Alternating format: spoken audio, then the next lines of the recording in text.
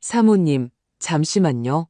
남편에게 병문안을 가려 복도를 걷고 있을 때 한 간호사가 저를 붙잡고 속삭였습니다. 사모님, 어젯밤에 며느님이 다녀가셨어요. 307호실에 들어갔는데 수액팩이 바뀌어 있었어요. 색깔이 달랐어요. 누군가 박 회장님이 깨어나지 않기를 바라고 있어요.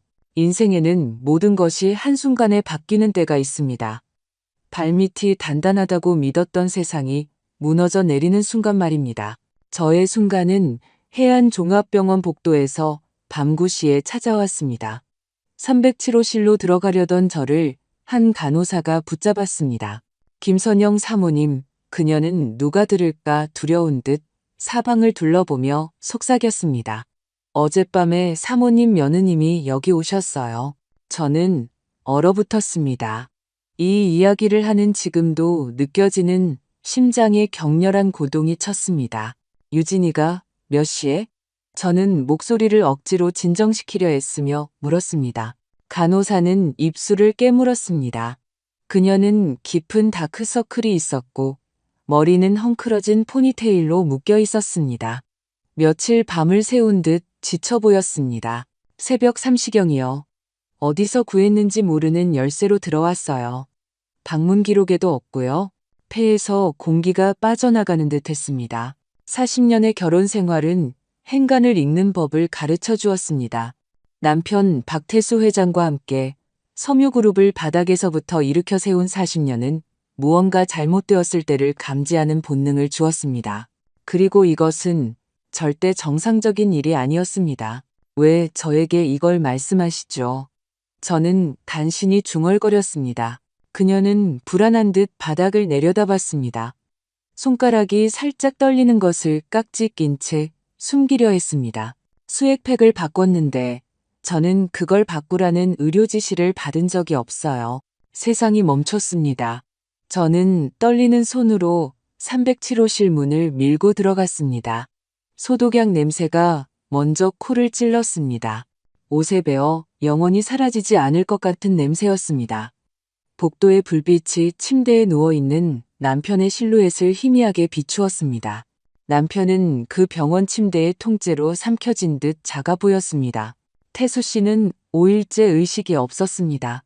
지난 몇 주 동안 집착적으로 검토하던 서류들 앞에서 직원들 앞에서 사무실 한복판에서 뇌졸중으로 쓰러진 지 5일째 되는 날이었습니다. 그 5일 동안 저는 그 옆 불편한 의자에서 잠을 잤습니다. 그의 눈이 떠지기를 간절히 기도하면서 말입니다. 5일 동안 제 동반자, 제 사업 파트너, 제 전부였던 그 남자가 제게 돌아오기를 바라는 희망에 매달려 있었습니다. 저는 천천히 침대 가까이 다가갔습니다. 심장 모니터 소리가 일정하고 안심이 되는 리듬을 새기고 있었지만 제 시선은 금속 기둥에 매달려 있는 수액팩으로 향했습니다. 그리고 저는 그것을 보았습니다. 액체가 미묘하게, 아주 미묘하게 다른 색조를 띠고 있었습니다. 늘 투명하고 맑아야 할 수액이 아니었습니다. 약간 노란빛이 도는 무언가가 있었습니다. 마치 누군가 그 안에 무언가를 녹여 넣은 것처럼 말입니다. 무릎에 힘이 풀렸습니다. 침대 난간을 붙잡았고 차가운 금속의 냉기가 팔을 타고 올라오는 것을 느꼈습니다. 저는 태수 씨의 얼굴을 바라봤습니다. 너무나 고요하고 창백했습니다. 평소에는 고상하다고 생각했던 그의 흰 눈썹이 지금은 잿빛 피부 위에서 더욱 하얗게 보였습니다. 무슨 일이야? 저는 병실의 어둠 속에서 속삭였습니다. 하지만 마음 깊은 곳에서는 이미 알고 있었습니다. 몇 달, 아니 몇 년 동안 무시해왔던 제 안의 일부가 마침내 비명을 지르며 깨어났습니다. 최유진, 제 며느리, 제 아들 준영이의 아내, 8년 전 완벽한 미소와 달콤한 말로 우리 가족에게 들어온 여자. 하지만 저를 볼 때 그녀의 눈은 한 번도 완전히 웃어본 적이 없던 그 여자가 새벽 3시에 이 방에서 뭘 하고 있었을까요? 왜 수액팩을 바꿨을까요? 저는 휘청거리며 병실을 나왔습니다. 간호사는 여전히 기다리고 있었습니다. 저는 이제 그 이유를 알았습니다. 그녀 역시 무언가를 보았고 무언가 끔찍하게 잘못되었다는 것을 알고 있었습니다. 야간 근무는 새로 오셨나요? 저는 간신히 목소리를 냈습니다. 3주 됐어요. 그래서 이게 정상적인 상황이 아니라는 걸 알죠. 저는 복도 벽에 기대섰습니다. 의사 한 명이 다른 병실로 뛰어갔습니다. 침대가 우리 옆을 굴러 지나갔습니다. 제 삶이 무너지고 있는 동안에도 병원의 삶은 계속되고 있었습니다. CCTV가 있나요? 제가 물을 수 있었던 유일한 말이었습니다. 그녀는 고개를 저었지만 이내 망설였습니다. 복도에는 있어요. 하지만 병실 안에는 없고요. 그것만으로도 충분해. 저는 생각했습니다. 고마워요. 저는 그녀의 명찰을 보았습니다. 이수진 씨, 이렇게 말씀해 주신 것이 제게 얼마나 큰 의미인지 모를 겁니다.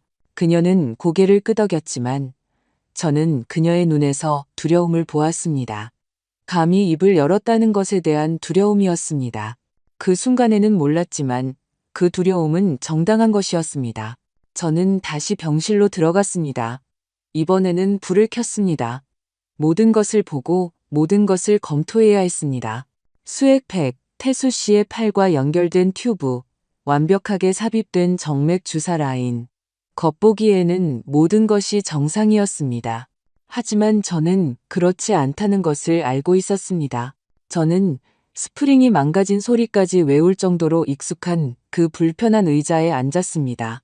태수 씨의 차가운 손을 제 두 손으로 잡고 꽉 쥐었습니다. 당신은 뭘 봤어요, 여보? 저는 속삭였습니다.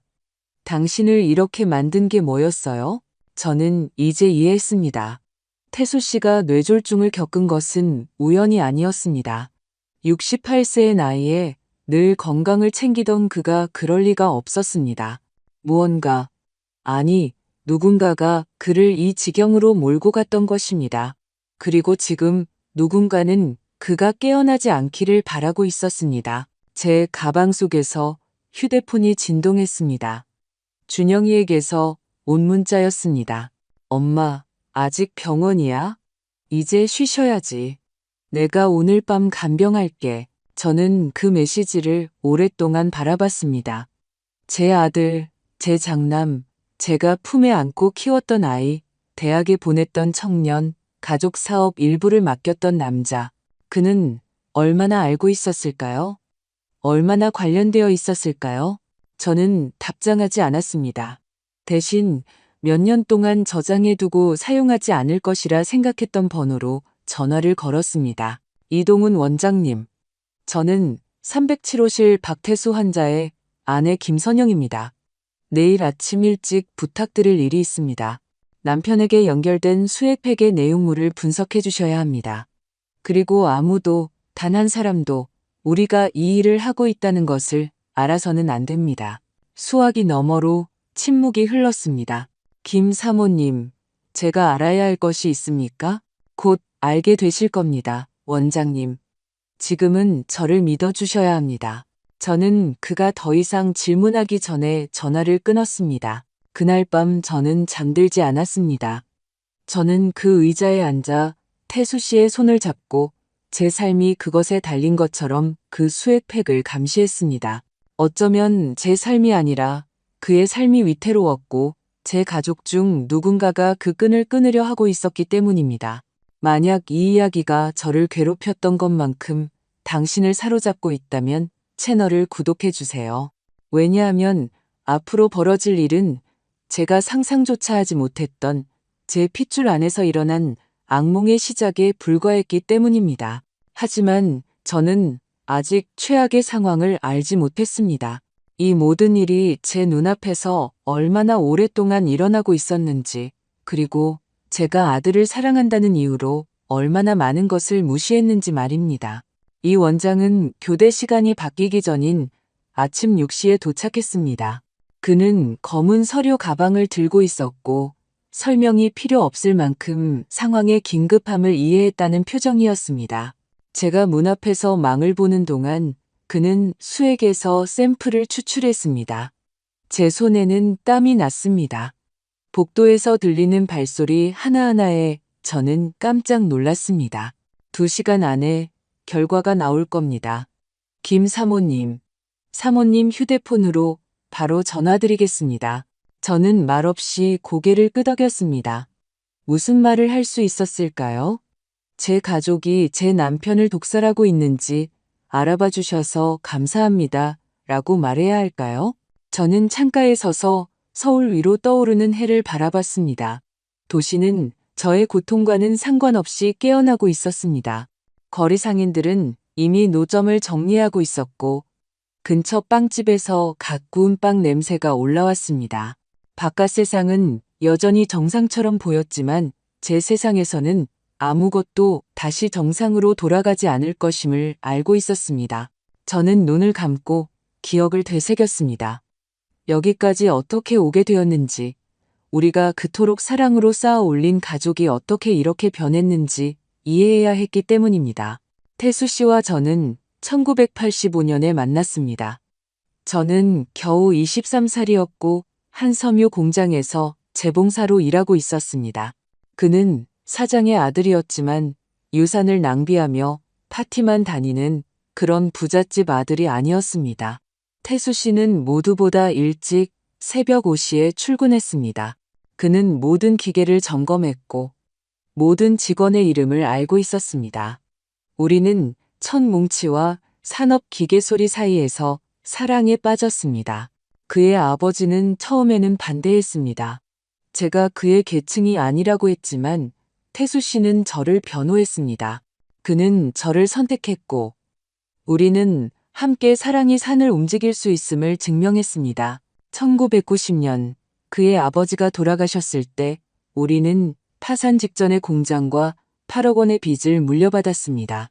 모두가 우리가 포기할 것이라고 생각했지만 우리는 밤낮으로 일했습니다. 저는 디자인했고 그는 판매했습니다. 저는 관리했고 그는 협상했습니다. 10년 만에 우리는 사업을 일으켜 세웠습니다. 20년 만에 우리는 서울 여러 도시에 3개의 상업 건물을 소유하게 되었습니다. 오늘날 이 섬유그룹의 가치는 500억 원에 달합니다. 손에 굳은 살이 밝히도록 잠 못 이루는 새벽을 보내며 우리가 함께 만든 500억 원입니다. 우리는 3명의 아이를 낳았습니다. 준영이가 1983년 결혼 전에 먼저 태어났고 그 다음 민지, 그리고 마지막으로 성훈이었습니다. 세 아이 모두 우리의 노력을 보며 자랐습니다. 세 아이 모두 가업을 이어가겠다고 약속했습니다. 하지만 인생은 계획을 뒤틀어 놓는 이상한 방식을 가지고 있습니다. 민지는 스페인 사람과 사랑에 빠져 12년 전 영국 런던으로 떠났습니다. 성훈이는 캐나다 정유회사에 취직해 토론토에서 살고 있습니다. 매주 전화하고 손주들 사진을 보내주지만 너무 멀리 있습니다. 너무 멀리 떨어져 있어서 가끔은 그들을 잃어버린 것 같은 기분이 듭니다. 오직 준영이만 남았습니다. 제 장남, 우리를 절대 떠나지 않겠다고 맹세했던 아이. 우리는 5년 전에 그에게 경영 관리를 맡겼습니다. 우리는 그를 믿었습니다. 우리는 그에게 계좌, 공급업체, 모든 것에 대한 접근 권한을 주었습니다. 그는 우리 아들이었기 때문이고 자신의 핏줄보다 가족 사업을 더 잘 돌볼 사람은 없을 것이라고 생각했기 때문입니다. 그리고 최유진이 나타났습니다. 그는 부산 섬유사업가 회의에서 그녀를 만났습니다. 그녀는 행사 보조원으로 일하고 있었습니다. 28살, 준영이보다 15살 어렸습니다. 부인할 수 없이 아름다웠습니다. 허리까지 오는 검은 긴 머리, 당신을 꿰뚫어 보는 듯한 묘한 빛의 눈, 기분에 따라 밝아지거나 얼어붙을 수 있는 미소를 가졌습니다. 처음에는 그녀를 환영하려 노력했습니다. 가족 식사를 주최하고 그녀에게 성당 신부님께 축복받은 묵주를 선물하고 심지어 전통 가족 요리법을 가르쳐 주겠다고 제안했습니다. 하지만 그녀는 늘 교묘한 방식으로 저를 거부할 방법을 찾았습니다. 모임에 늦게 오고 중요한 가족 행사를 알리는 것을 잊었습니다. 제가 말을 할 때면 그녀는 휴대폰만 쳐다봤습니다. 그리고 준영이가 변했습니다. 그는 더 이상 일요일에 우리를 찾아오지 않았습니다. 사업에 대한 조언도 구하지 않았습니다. 우리가 그들의 집에 가면 유진은 늘 나갈 핑계를 댔습니다. 가족 저녁 식사는 긴장감 넘치고 어색한 침묵으로 가득 찼습니다. 태수 씨는 그것을 알아차렸습니다. 그는 준영이와 여러 번 이야기하려 했지만 아들은 방어적이 되었습니다. 저 이제 애 아니에요, 아버지. 이제 저만의 가정이 있어요. 마치 아내가 있다는 것이 자신이 어디서 왔는지를 잊어야 한다는 의미인 것처럼 말입니다. 상황은 2년 전에 악화되었습니다. 태수 씨가 어느 날 밤 창백한 얼굴로 서류 봉투를 들고 집에 왔습니다. 그는 몇 시간 동안 서재에 틀어박혀 있었습니다. 그가 나왔을 때 그의 눈은 빨갛게 충혈되어 있었습니다. 무슨 일이야? 저는 걱정하며 물었습니다. 나중에 이야기합시다. 여보, 지금은 생각할 시간이 필요해요. 다음 날 그는 공증인을 찾아갔습니다. 그는 제게 무엇을 수정했는지 말하지 않고 유언장을 변경했습니다.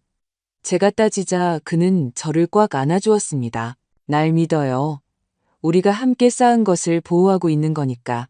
저는 더 집요하게 물었어야 했습니다. 그에게 설명하도록 강요했어야 했습니다.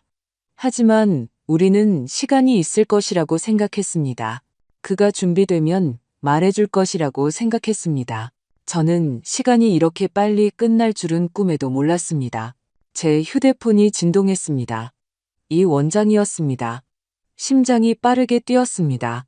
화면을 밀어 올리자 손가락이 떨렸습니다.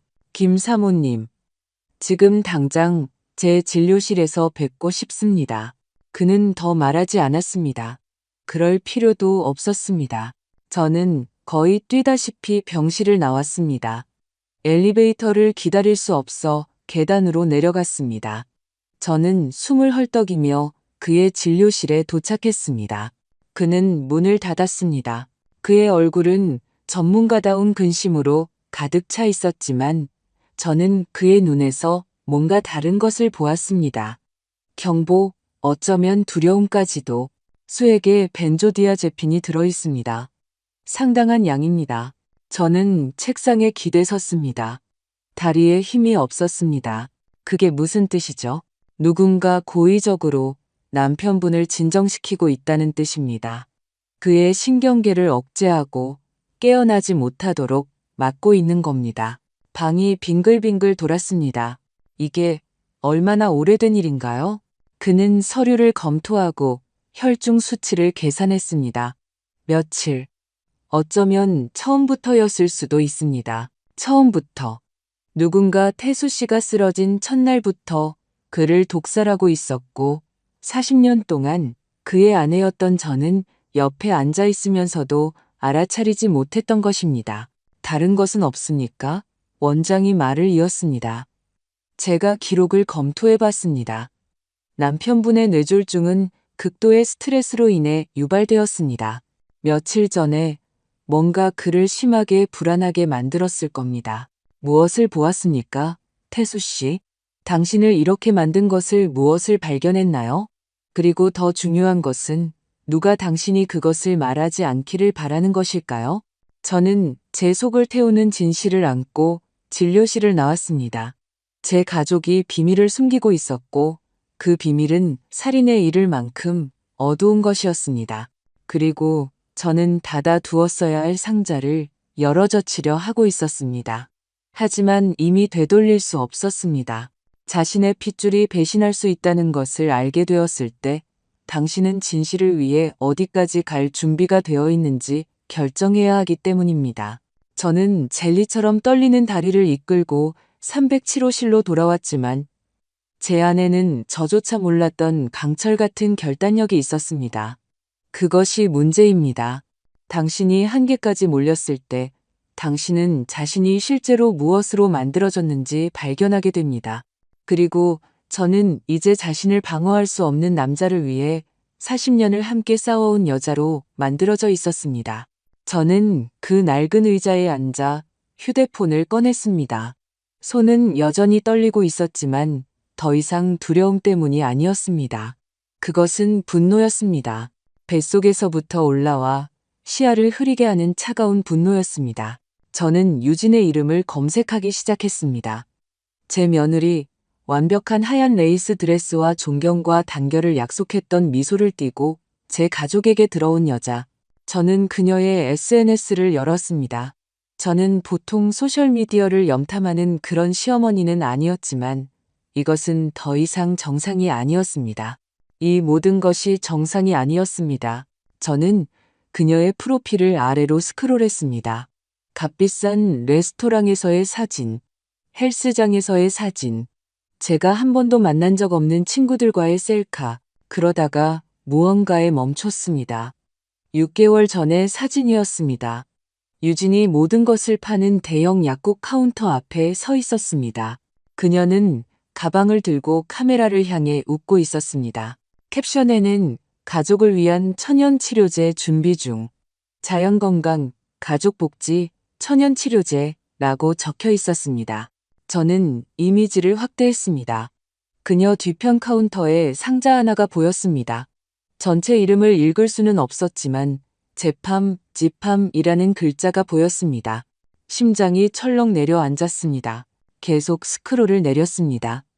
더 많은 사진이 있었습니다. 1년 전의 게시물에는 숙면에 도움이 되는 약초에 대한 기사를 공유하고 있었습니다. 다른 게시물에서는 대체의학의 중요성에 대해 이야기하고 있었습니다. 유진이 언제부터 이런 것에 관심을 가졌을까요? 저는 SNS를 닫고 구글에 그녀의 이름을 검색했습니다. 더 많은 것을 알아야 했습니다. 그리고 제가 발견한 것은 제 피를 차갑게 만들었습니다. 최유진은 2012년부터 2015년까지 지방국립대학교에서 3년 동안 간호학과를 다녔지만 마지막 학년을 마치지 못했습니다. 그녀는 학위를 따지 않았고 간호사로 일한 적도 없었습니다. 왜 아무도 이것을 말해주지 않았을까요? 저는 민지에게 전화했습니다. 제 딸은 시차 때문에 잠이 덜 깬 목소리로 두 번째 벨이 울리자마자 받았습니다. 엄마, 괜찮아? 여기는 새벽 4시야. 민지야, 유진이가 간호학을 공부했다는 걸 알고 있었니? 침묵. 길고 너무나 긴 침묵이었습니다. 엄마, 왜 갑자기 그걸 물어봐? 대답해. 그녀는 한숨을 쉬었습니다. 아마 남편을 깨우지 않기 위해 침대에서 나오는 소리가 들렸습니다. 알았어. 준영 오빠가 사귈 때 말해줬어. 적성에 안 맞아서 그만뒀다고 했어. 근데 그게 왜 중요해? 저는 눈을 감았습니다. 두통이 관자놀이를 짓누르기 시작했습니다. 그리고 그녀가 그걸 한 번도 언급하지 않은 게 이상하다고 생각한 적은 없어? 엄마. 민지의 목소리가 조심스러워졌습니다. 도대체 무슨 일이 벌어지고 있는 거야? 어제 준영 오빠가 전화해서 엄마가 병원에서 편집증적으로 행동하고 있다고 했어. 물론 그랬을 것입니다. 물론 그는 이미 상황을 통제하고 있었습니다. 내 아버지는 단순한 뇌졸중이 아니었어, 민지야. 누군가 그를 잠재우기 위해 무언가를 투여하고 있어. 엄마, 제발 좀 들어봐. 엄마는 지금 준영 오빠가 뭘 믿어야 할지 모르겠어. 내가 아는 것만 알 뿐이야. 저는 더 이상 듣기 싫어 전화를 끊었습니다. 매 순간이 중요한 지금 제 아이들의 불신을 감당할 수 없었습니다. 저는 병원에 전화해서 간호부장과 통화하고 싶다고 요청했습니다. 단호한 목소리의 여성이 전화를 받았습니다. 김 사모님, 무엇을 도와드릴까요? 307호실의 방문 기록이 필요합니다. 지난 5일간의 모든 방문 기록이요. 그것은 기밀 사항입니다. 제 남편이 그 방에 있어요. 저에게는 권리가 있습니다. 한숨 소리, 컴퓨터 키보드 소리. 어디 봅시다. 아드님 박준영 씨는 매일 오후 2시에서 4시 사이에 오셨습니다. 며느님 최유진 씨는 제 위가 조여왔습니다. 네, 그녀는요. 몇 번이요? 공식 기록으로는 2번입니다. 2일째와 4일째 되는 날에요. 비공식적으로는요? 수화기 너머로 어색한 침묵이 흘렀습니다. 무슨 말씀이신지 모르겠습니다. 사모님, 이해하실 겁니다. 복도 CCTV 말입니다. 저는 그것을 보고 싶습니다. 그것은 법원 명령이나 합당한 근거가 필요합니다. 간호사 한 명이 그녀가 어젯밤 등록 없이 들어오는 것을 봤습니다. 그것으로 충분한 근거입니다. 더 긴 침묵. 그리고 나서 더 낮은 목소리로 공식적으로 요청하셔야 합니다. 시간이 걸릴 겁니다. 저에게는 시간이 없었습니다. 태수 씨에게는 시간이 없었습니다. 저는 전화를 끊고 남편을 바라봤습니다. 그의 가슴은 기계적인 규칙성으로 오르내렸습니다. 모니터는 일정한 소리를 냈습니다. 안정적으로 보였지만 저는 진실을 알고 있었습니다. 그 약물이 그의 몸에 머무는 매 시간은 그가 깨어날 가능성에서 1시간 더 멀어지는 것이었습니다. 제 휴대폰이 울렸습니다. 모르는 번호였습니다. 네, 김 사모님. 저 어젯밤 간호사 이수진입니다. 그녀의 목소리는 긴장되어 있고 두려움에 차 있었습니다. 괜찮아요? 오늘 아침 사무실로 불려갔어요.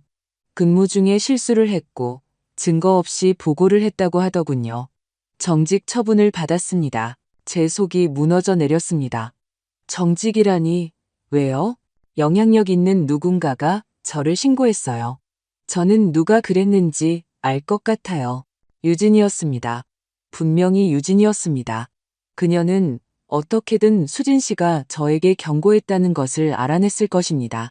정말 미안해요, 수진 씨. 제 탓입니다.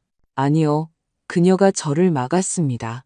이건 잘못된 일을 하는 사람의 탓이에요. 들으세요. 제가 나가기 전에 무언가를 보관했어요. 지난 5일간 복도 카메라 녹화분이에요. USB에 담겨 있어요. 저는 자리에서 벌떡 일어났습니다. 어디 계세요? 병원 식당 안쪽 테이블이요. 빨간 모자를 쓰고 있어요. 저는 3분도 채 안 되어 도착했습니다. 수진 씨는 의자에 움츠려 있었고 어젯밤보다 더 깊은 다크서클이 있었습니다. 저를 보자마자 그녀는 가방에서 작은 USB를 꺼내 테이블 위로 밀었습니다. 도움이 될지 모르겠지만 모든 것이 다 들어있어요. 모든 출입, 모든 야간 방문, 일어나서는 안 될 모든 것이요. 저는 그것을 금처럼 소중히 잡았습니다. 어쩌면 정말 그럴지도 몰랐습니다. 이것이 제가 가진 유일한 증거일지도 몰랐습니다. 왜 이런 일을 하는 거죠? 제가 물었습니다. 당신은 이미 직장을 잃었어요. 그냥 떠날 수도 있었잖아요. 그녀의 눈에 눈물이 고였습니다. 제 어머니가 2년 전에 병원에서 돌아가셨어요. 의사들은 급성 심장마비라고 했지만 저는 아니라는 걸 알아요. 제 올케만이 밤에 어머니를 찾아왔는데 어머니가 돌아가시기 일주일 전에 유언장을 바꾼 것을 발견했어요. 모든 것이 제 오빠에게 갔죠. 그녀는 손등으로 눈물을 닦았습니다. 아무도 제 말을 믿어주지 않았어요. 모두 슬픔 때문에 제가 미쳤다고 했죠. 하지만 저는 제가 본 것을 알아요. 그리고 어젯밤 사모님 며느리가 그 열쇠와 그 태도로 들어오는 것을 봤을 때 저는 똑같은 눈빛, 똑같은 긴박함을 알아봤어요. 저는 테이블 위로 그녀의 손을 잡았습니다. 그녀의 손은 차가웠습니다. 고마워요, 수진 씨. 이게 얼마나 큰 의미인지 모를 거예요. 한 가지만 약속해 주세요, 김 사모님. 제 말이 맞다는 것을 알게 된다면 그들이 그냥 넘어가지 못하게 해주세요. 때로는 정의가 누군가 싸워주기를 필요로 하니까요. 저는 USB를 손에 꽉 쥐고 그 식당을 나왔습니다. 저는 그 녹화에서 무엇을 발견할지 몰랐습니다. 하지만 그것을 보고 나면 더 이상 돌아갈 수 없다는 것을 직감했습니다. 어떤 진실은 일단 발견되면 모든 것을 영원히 바꿔놓기 때문입니다. 저는 5일 만에 처음으로 집에 돌아왔습니다. 태수 씨와 제가 30년 전에 사서 함께 개조하고 아이들을 키우고 명절과 생일을 축하했던 집이었습니다. 이제 그 집은 텅 비어 있고 차가웠습니다.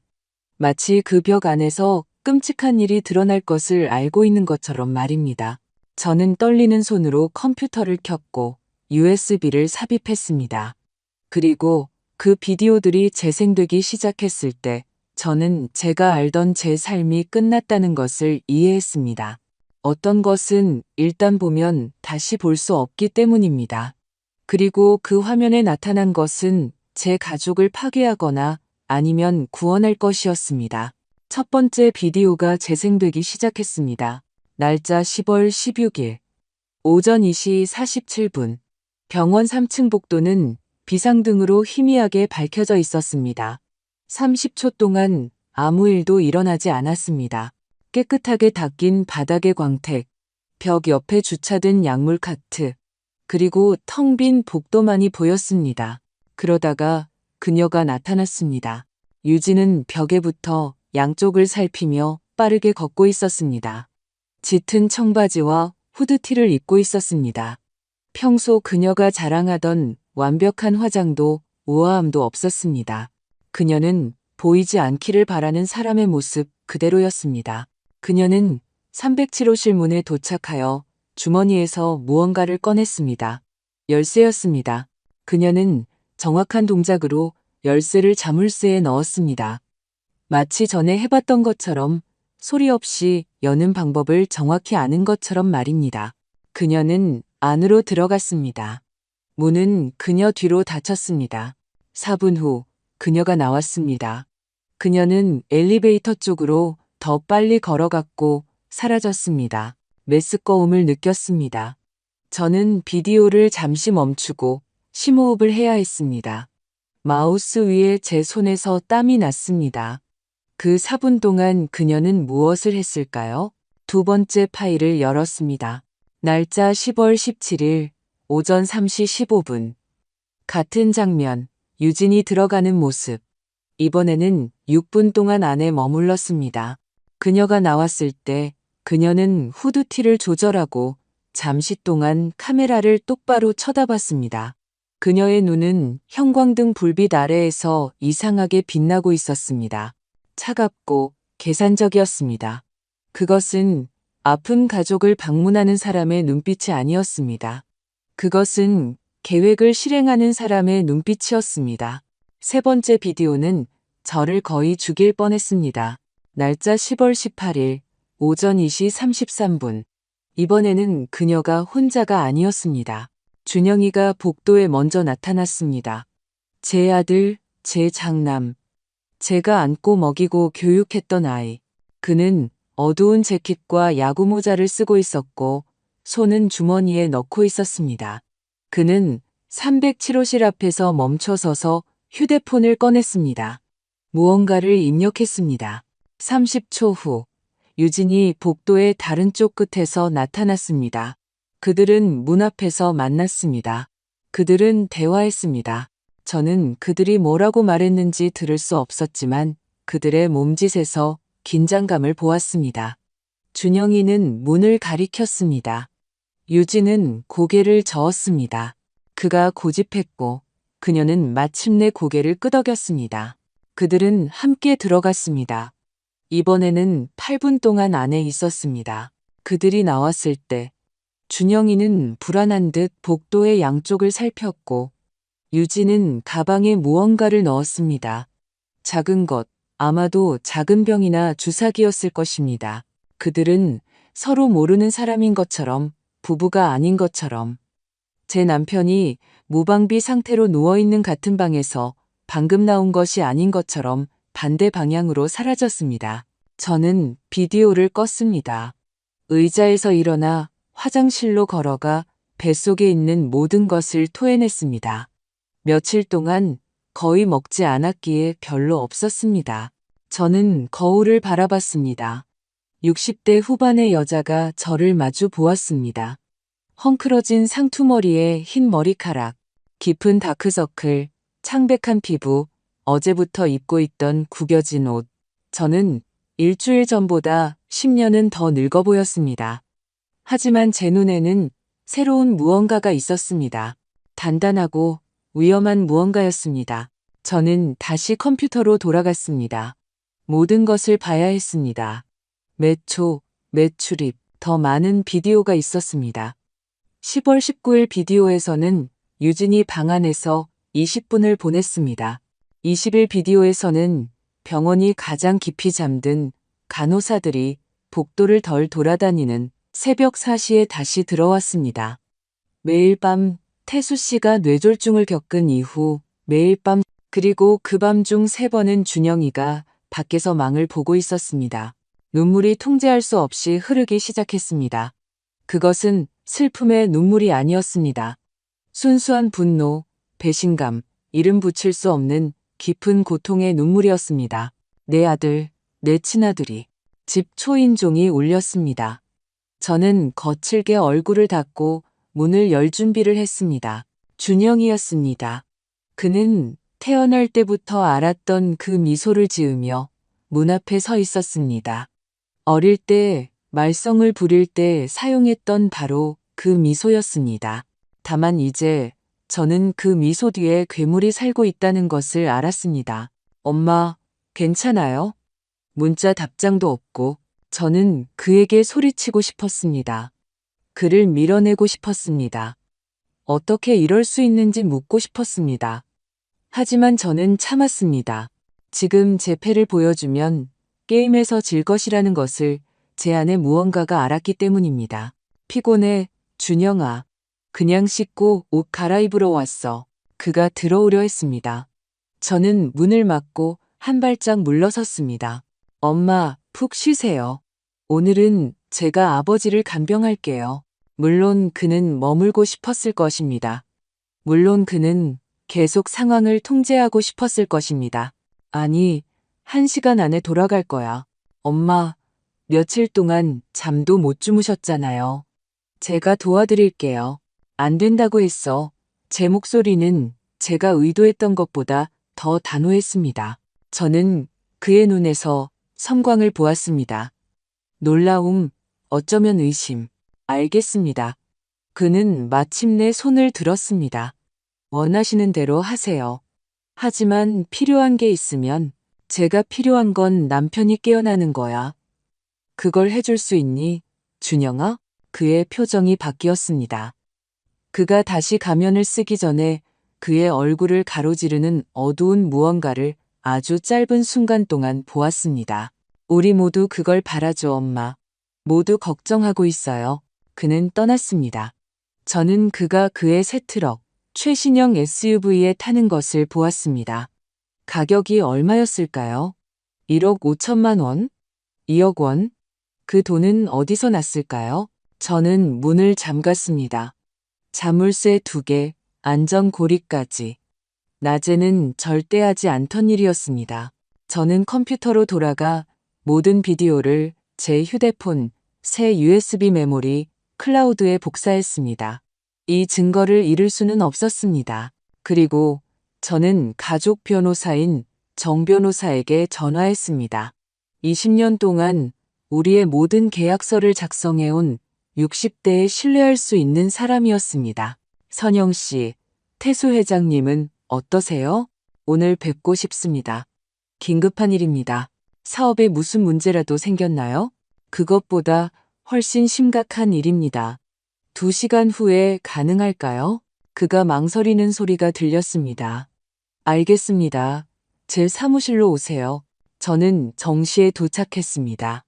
정 변호사는 법률 서적과 상장으로 가득 찬 사무실에서 저를 맞이했습니다. 그가 커피를 권했지만 거절했습니다. 속이 여전히 쓰려서 아무것도 마실 수 없었습니다. 저는 그에게 비디오를 보여주었습니다. 평소에는 침착하고 전문가다웠던 그의 얼굴은 비디오가 재생될수록 무너져 내렸습니다. 마지막 비디오가 끝났을 때 그는 안경을 벗고 눈을 비볐습니다. 세상에, 선영 씨, 이건 살인 미수입니다. 그 단어들이 우리 사이의 공중에 떠다녔습니다. 살인 미수. 제 아들, 제 며느리가 제 남편을 죽이려 했다니. 제가 뭘 할 수 있을까요? 이 비디오와 말씀하신 수액 분석 결과를 가지고 지금 당장 경찰에 가야 합니다. 만약 충분하지 않다면요? 비디오가 병실 안에서 뭘 하는지 보여주지 않기 때문에 아무것도 증명하지 못한다고 한다면요? 그는 한숨을 쉬고 가죽 의자에 기대앉았습니다. 그럼 더 많은 것이 필요합니다. 증인들과 함께 현장에서 그들을 잡을 수 있는 반박할 수 없는 증거가 필요합니다. 어떻게 해야 하죠? 그는 듣고 싶지 않은 것을 들으려는 표정으로 저를 바라봤습니다. 그들이 다시 시도하도록 두어야 합니다. 그리고 모든 것을 기록할 준비를 해야 합니다. 저는 그날 남은 시간을 계획을 짜는데 보냈습니다. 이 원장에게 전화하여 모든 것을 설명했습니다. 처음에는 너무 위험하다고 단호하게 거절했습니다. 하지만 제가 비디오를 보여주자 그의 얼굴이 굳어졌습니다. 알겠습니다. 하지만 조건이 있습니다. 지금부터 경찰이 개입해야 합니다. 법적 보호가 필요합니다. 저는 경찰에 전화했습니다. 지역 경찰서가 아니라 몇 년 전 우리 회사에서 발생한 사기 사건을 조사했던 지능범죄수사대 강 형사에게 전화했습니다. 정직하고 부패하지 않은 사람이었습니다. 강 형사는 그날 밤 병원에 도착했습니다. 키가 크고 숱이 많은 콧수염에 아무것도 놓치지 않을 것 같은 눈을 가진 남자였습니다.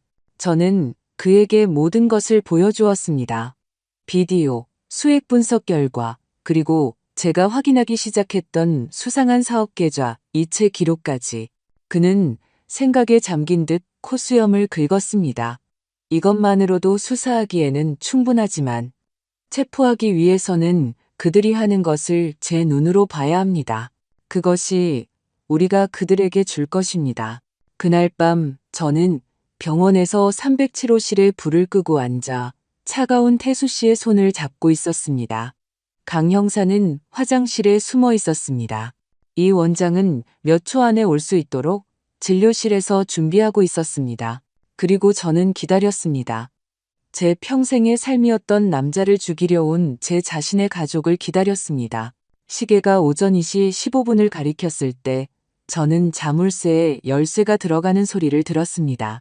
때로는 괴물을 잡기 위해 그들이 눈을 마주칠 만큼 가까이 오도록 놔둬야 하기 때문입니다. 문이 천천히, 너무나 천천히 열렸습니다. 들어오는 사람이 경첩 소리를 피하는 방법을 정확히 아는 것처럼 말입니다. 저는 잠든 척 의자에 몸을 숙였습니다.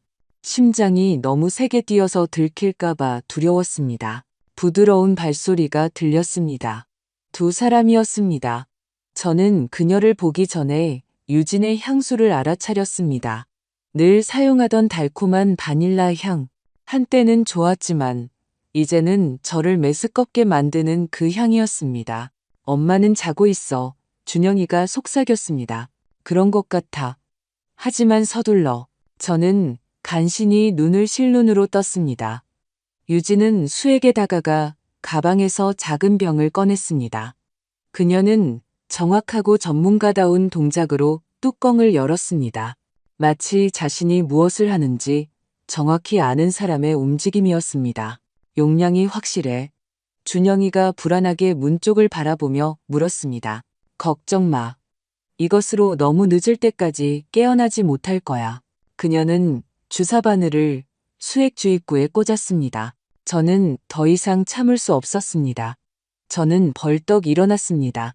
의자가 요란한 소리를 내며 뒤로 넘어졌고 방 전체에 울려 퍼졌습니다. 멈춰. 유진이 깜짝 놀라 몸을 떨었습니다.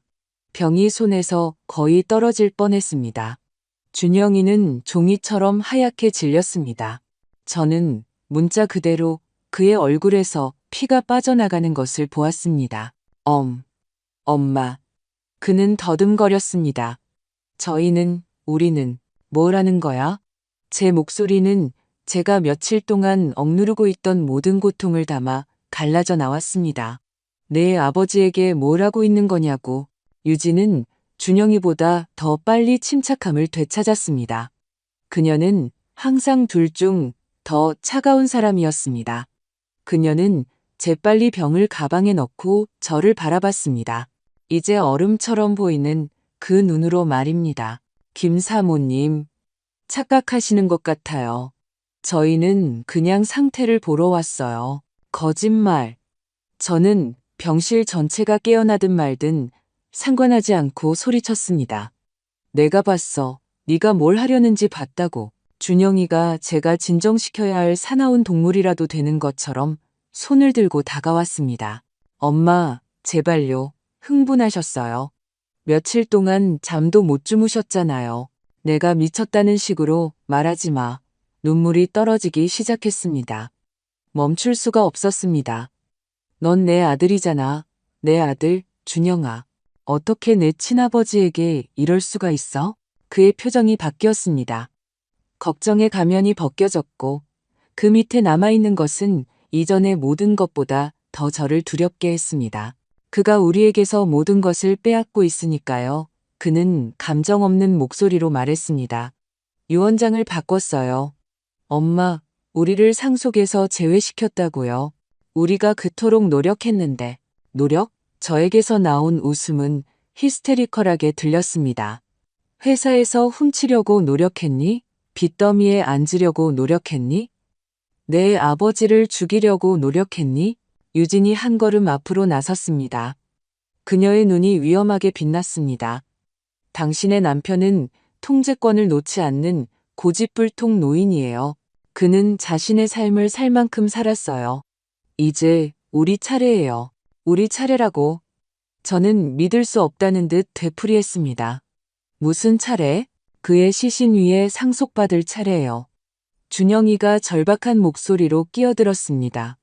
아버지가 깨어나면 모든 것을 다시 바꿀 거예요. 저를 고발할 거예요.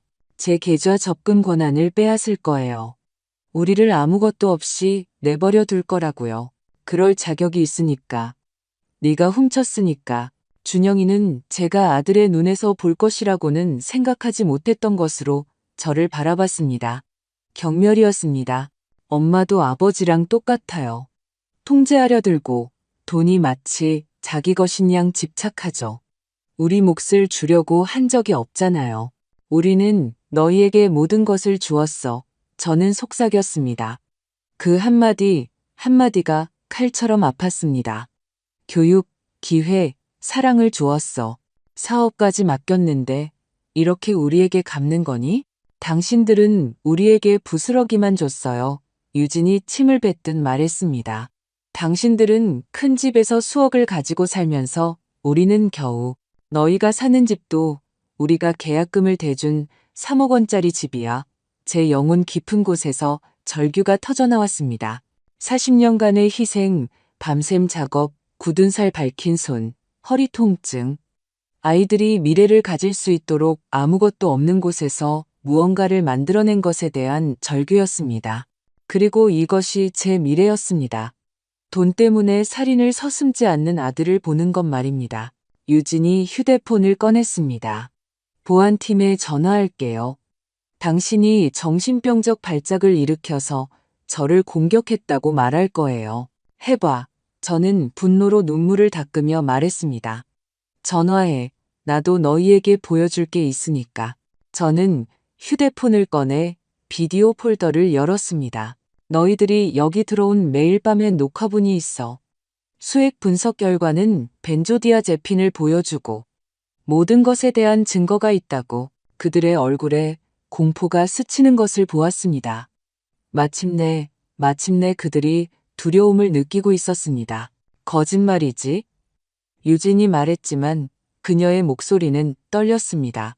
내 자유를 걸고 내기하고 싶니? 준영이가 제 손에서 휴대폰을 강제로 빼앗았습니다. 너무 세게 잡아당겨 제 손바닥이 긁혔습니다. 준영아, 이리 줘. 놓으라고. 우리는 몸싸움을 했습니다. 제 친아들, 제가 모유를 먹이고 열과 악몽에서 고쳐주었던 아기가 이제 자신의 비밀을 보호하기 위해 저를 다치게 하고 있었습니다. 문이 갑자기 열렸습니다. 강 형사가 2명의 제복을 입은 경찰관과 함께 들어왔습니다. 그 뒤에는 이 원장이 따라왔습니다. 모두 움직이지 마시오. 준영이는 마치 제 피부가 타는 것처럼 저를 놓았습니다. 유진은 출구 쪽으로 달려가려 했습니다. 경찰관 한 명이 그녀를 막아섰습니다. 최유진 씨, 박준영 씨, 살인 미수 및 약물 조작 혐의로 체포합니다. 오해입니다. 유진이 소리쳤습니다. 이 여자가 아파서 없는 일을 꾸며낸 거예요. 강 형사가 주머니에 넣어두었던 작은 녹음기를 들어 올렸습니다. 비디오 사본은 이미 검찰과 병원에 등록되어 있어서 아무것도 사라질 수 없었습니다. 모든 것이 녹음되었습니다. 모든 단어, 환자를 독살하고 있음을 시인한 부분까지 포함해서요. 저는 그들에게 수갑이 채워지는 것을 보았습니다. 그들이 그들의 권리를 고지받는 것을 보았습니다. 그리고 그들이 방에서 끌려나갈 때 제 아들이 순수한 증오로 저를 바라보는 것을 보았습니다. 이건 엄마 탓이야. 그가 저에게 침을 뱉듯 말했습니다. 엄마가 늘 모든 것을 망쳐. 그것이 그날 밤 제 아들이 저에게 한 마지막 말이었습니다. 저는 벽에 기대 주저앉았습니다. 다리가 더 이상 저를 지탱할 수 없었습니다. 이 원장이 제가 바닥에 쓰러지기 전에 앉도록 도와주었습니다. 괜찮습니다. 김 사모님, 괜찮지 않았습니다. 아무것도 괜찮지 않았습니다. 저는 방금 제 친아들을 감옥에 보냈습니다. 저는 제가 키운 아이가 살인할 수 있다는 것을 방금 발견했습니다. 엄마가 어떻게 그런 일에서 회복될 수 있을까요? 저는 태수 씨에게 다가가 그의 손을 잡았습니다. 그는 여전히 차가웠고 의식이 없었지만 적어도 이제는 안전했습니다. 다 끝났어요, 여보. 저는 속삭였습니다. 이제 당신은 안전해요. 하지만 저는 안전하지 않았습니다. 제 일부는 그날 밤 307호실에서 죽었습니다. 가족은 신성하고 핏줄은 깨지지 않는 것이라고 믿었던 부분이었습니다. 자신의 아들이 돈을 잃느니 차라리 당신이 파괴되는 것을 보고 싶어 한다는 것을 발견하는 것. 그것은 어떤 장례식으로도 끝낼 수 없는 종류의 죽음이었습니다. 서울 위로 태양이 떠올랐습니다. 마치 아무 일도 없었던 것처럼, 마치 지난 몇 시간 동안 제 세상이 완전히 무너지지 않은 것처럼 말입니다. 저는 병원에 머물렀습니다. 집에 갈 힘이 없었습니다. 벽에 걸린 모든 사진이 제가 잃어버린 것을 상기시킬 그 빈 공간에 있고 싶지 않았습니다. 오전 8시에 전화가 오기 시작했습니다. 처음은 민지였습니다. 그녀의 목소리는 흥분하고 혼란스러우며 분노로 가득 차 있었습니다. 엄마, 뭐 한 거야? 준영 오빠가 경찰서에서 전화했어. 엄마가 아버지를 죽이려 했다고 고발해서 체포됐대. 사실이 아니라고 말해줘. 저는 아무 말도 하지 않았습니다. 무슨 말을 할 수 있었을까요? 제 딸에게 그녀의 오빠가 그럴 수 있다는 것을 어떻게 설명해야 할까요? 엄마, 말 좀 해봐. 무슨 일이야? 사실이야. 민지야. 모두 사실이야. 아니, 아니. 준영 오빠는 절대 그럴 리 없어. 그녀의 목소리가 끊어졌습니다. 엄마가 혼란스러운 거야. 스트레스, 수면 부족 때문에 나한테 비디오가 있어. 증거가 있어. 그들이 한 일을 인정하는 그들의 말이 있어. 긴 침묵, 수화기 너머로 거친 숨소리. 엄마가 어떻게 이럴 수 있는지 믿을 수가 없어. 엄마 아들이잖아. 엄마 아들인데 어떻게 이럴 수가 있어. 단어 하나하나가 비수처럼 밝혔습니다. 어떻게 할 수 있었냐고? 어떻게 할 수 있었냐니, 민지야. 그들이 내 아버지를 죽이려 하고 있었어. 내가 가만히 있어야 했니? 다른 해결책을 찾았어야지. 그들과 이야기하거나 뭘 했어야지. 하지만 가족을 이렇게 파괴하면 안 돼. 내가 아무것도 파괴하지 않았어. 준영이가 아버지를 독살하기로 결정했을 때 파괴한 거야. 지금은 엄마와 이야기하고 싶지 않아. 할 수 없어. 그리고 그녀는 전화를 끊었습니다. 저는 100kg이나 되는 것처럼 무거운 휴대폰을 들고 앉아 있었습니다. 제가 낳고 키우고 제 영혼의 모든 섬유로 사랑했던 제 세 아이 중 2명이 방금 저에게 등을 돌렸습니다. 세 번째 아이는 저를 증오하며 감방에 있었습니다. 병실 문이 열렸습니다. 사회복지사 한 명이 들어왔습니다. 30대의 젊은 여성으로 태블릿을 들고 전문가다운 표정을 짓고 있었습니다. 김 사모님, 미성년자들에 대해 몇 가지 질문을 드려야 합니다. 저는 잠시 처리하는데 시간이 걸렸습니다.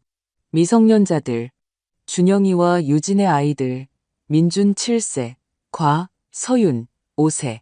두 부모가 모두 구금되었으므로 누가 양육을 맡을지 알아야 합니다. 제 손주들, 세상에 제 손주들, 제가 맡을 거예요. 사회복지사는 태블릿에서 무언가를 확인했습니다. 최유진 씨 가족의 요청이 있습니다. 유진 씨의 부모님이 임시 양육권을 요청하고 있습니다. 뭐라고요? 안 돼요. 그들은 아이들을 거의 몰라요. 우리는 김 사모님. 그녀는 부드럽지만 단호한 목소리로 저를 가로막았습니다. 아이들의 부모를 고발한 분은 사모님이십니다. 판사님은 이해 상충이 있다고 판단할 수 있습니다. 그 아이들은 제 핏줄이에요. 태어날 때부터 제가 돌봤어요. 이해합니다. 하지만 적절한 법적 절차를 거쳐야 합니다. 당분간 아이들은 외조부모에게 임시 양육권이 부여될 것입니다. 저는 발밑에 땅이 꺼지는 것을 느꼈습니다. 그럼 제가 아이들을 볼 수도 없다는 말씀이세요? 감독하에 면회를 요청할 수 있지만 그건 역시 판사님의 결정에 달려 있습니다. 그녀는 눈물이 모든 것을 흐리게 해서 읽을 수 없는 법률 용어로 가득 찬 종이를 저에게 남기고 떠났습니다. 제 손주들을 빼앗겼습니다. 저를 할머니라고 부르며 잠들기 전에 이야기를 읽어달라고 했던 민준. 제 목을 너무 세게 안아 숨을 쉴 수 없게 했던 서윤. 휴대폰이 다시 진동했습니다. 이번에는 모르는 번호였습니다. 김 사모님, 채널A 뉴스 박지혜 기자입니다. 아드님 체포 소식을 들었습니다. 성명을 발표해 주실 수 있나요? 저는 전화를 끊었습니다. 2분 후 또 다른 번호, 또 다른 기자, 그리고 또 다른 기자. 뉴스는 이미 보도되었을 것입니다. 섬유 재벌 아들, 친아버지 살인 미수 혐의로 체포. 헤드라인은 온 사방에 퍼져 있을 것입니다. 저는 휴대폰을 껐고 태수 씨에게 다가갔습니다. 그는 여전히 잠들어 있었고 이 모든 것을 전혀 알지 못했습니다. 제 이기적인 일부는 그가 이 모든 것을 볼 필요가 없다는 것에 감사했습니다. 제가 잘한 걸까요? 저는 낮은 목소리로 물었습니다. 제가 옳은 일을 한 걸까요? 당신을 살리기 위해 우리의 아이들, 우리의 손주들을 잃었어요. 저는 모든 것을 잃었어요.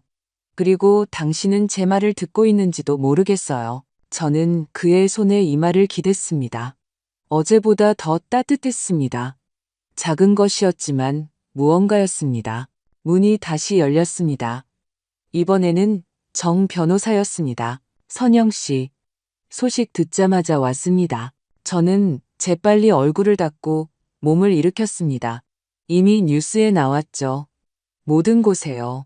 그리고 사모님이 아셔야 할 것이 더 있습니다. 그는 다른 의자에 앉았습니다. 유진의 부모가 이 지역 최고의 형사 변호사 중 한 명을 고용했습니다. 그들은 이 일에 전력을 다할 겁니다. 싸우게 놔두세요. 저에게 증거가 있어요. 가지고 계시죠. 하지만 그들은 훌륭한 변호를 위한 돈도 가지고 있고 모든 것을 당신에게 불리하게 사용할 겁니다. 그들은 당신을 원한을 품은 시어머니, 사랑의 행동을 오해한 혼란스러운 노년 여성으로 만들 것입니다. 그것은 거짓말이에요. 알고 있습니다. 하지만 그들은 합리적인 의심을 만들어낼 것입니다. 그리고 다가올 일에 대비해야 합니다. 다가올 일, 재판, 증언, 법정에서 저를 마주할 준영이, 아마도 저에게 불리하게 증언할 다른 아이들, 제가 이걸 할 수 있을지 모르겠어요. 저는 처음으로 소리내어 인정했습니다. 변호사는 제 어깨에 손을 얹었습니다. 하실 수 있습니다. 그리고 하셔야 합니다. 왜냐하면 그렇게 하지 않으면 그들이 자유로워지고 다시 시도할 것이기 때문입니다. 그의 말이 옳았습니다. 물론 옳았습니다. 하지만 그날 오후 의식 없는 남편과 산산조각난 가족과 함께 병실에 홀로 앉아있는 저는 제 인생에서 가장 외롭다고 느꼈습니다. 때로는 옳은 일을 하는 것이 완전히 혼자가 되는 것을 의미하며 그것은 당신이 상상했던 것보다 더 아프기 때문입니다. 3일이 흘렀습니다. 3일 동안 저는 아이들에게서 전화 한 통 받지 못했습니다. 3일 동안 밤낮으로 태수 씨를 지켰습니다. 준영이와 유진이 시작한 일을 다른 누군가가 끝내러 올까봐 두려웠습니다. 이 원장은 모든 수액을 바꾸고 태수 씨의 시스템을 정화하도록 명령했지만 피해는 이미 입었습니다. 벤조디아제핀은 며칠 동안 그의 몸에 축적되어 있었습니다. 시간이 필요합니다. 의사가 설명했습니다. 그의 뇌는 깨어나기 위해 싸우고 있지만 약물이 그것을 억제하고 있습니다. 며칠, 어쩌면 몇 주가 걸릴 수도 있습니다. 몇 주를 저는 혼자 보내야 할 것입니다. 네 번째 밤, 교대 시간이 바뀌고 병원이 가장 조용해졌을 때 제 휴대폰이 진동했습니다. 모르는 번호였습니다. 저는 무시하려 했지만 무언가 저를 받도록 만들었습니다. 김 사모님. 긴장하고 거의 속삭이는 듯한 여성의 목소리였습니다. 누구세요? 간호사 이수진입니다. 만나야 합니다. 사모님이 아셔야 할 것이 있어요. 심장이 철렁 내려앉았습니다. 어디 계세요? 병원 식당. 20분 안에요. 그리고 사모님, 혼자 오세요. 그녀는 제가 더 질문하기도 전에 전화를 끊었습니다. 저는 태수 씨를 바라봤습니다. 5분이라도 그를 혼자 두는 것이 싫었지만 수진 씨의 목소리는 이것이 중요하다고 말해주고 있었습니다. 저는 야간 근무 간호사에게 병실을 지켜달라고 부탁했습니다. 제 번호를 주었습니다. 의사가 아닌 다른 사람이 들어오려고 하면 즉시 저에게 전화하세요. 저는 계단으로 내려갔습니다. 그 시간에 식당은 거의 비어 있었습니다. 안쪽 테이블에 의사 2명과 바닥을 닦는 청소 아주머니 한 분만 있었습니다. 수진 씨는 가장 구석진 곳에 있었습니다. 그녀는 실내임에도 불구하고 모자와 선글라스를 쓰고 목까지 올라오는 재킷을 입고 있었습니다. 마치 도망치는 사람처럼 보였습니다. 저는 그녀 맞은편에 앉았습니다. 그녀는 분명히 이미 식은 커피잔 주위에 손을 감싸고 있었습니다. 와주셔서 고맙습니다. 그녀는 제 눈을 마주치지 않고 말했습니다. 무슨 일이에요, 수진 씨? 괜찮아요? 마침내 그녀가 고개를 들었습니다. 그녀의 뺨에는 며칠 된 듯한 노란 멍이 있었습니다. 누가 그랬어요? 중요하지 않아요. 중요한 건 이거예요. 그녀는 배낭에서 서류 봉투를 꺼내 테이블 위로 밀어 넣었습니다. 해고된 후에도 뭔가 잘못되었다는 것을 알았기 때문에 계속 조사했어요. 저는 봉투를 열었습니다. 인쇄된 문서, 의료 기록이 있었습니다. 이게 뭐죠? 지난 14개월 동안의 약국 기록입니다. 이 병원 의사 이름으로 처방되어 구매된 통제 약물 목록이요. 저는 검토하기 시작했습니다. 수십 페이지, 수백 건의 거래가 있었습니다. 모르겠어요. 17페이지를 보세요. 구 의사 이름으로 서명된 처방전입니다. 저는 찾았습니다. 클로나제팜, 디아제팜, 로라제팜, 모두 벤조디아제핀, 모두 대량 구매.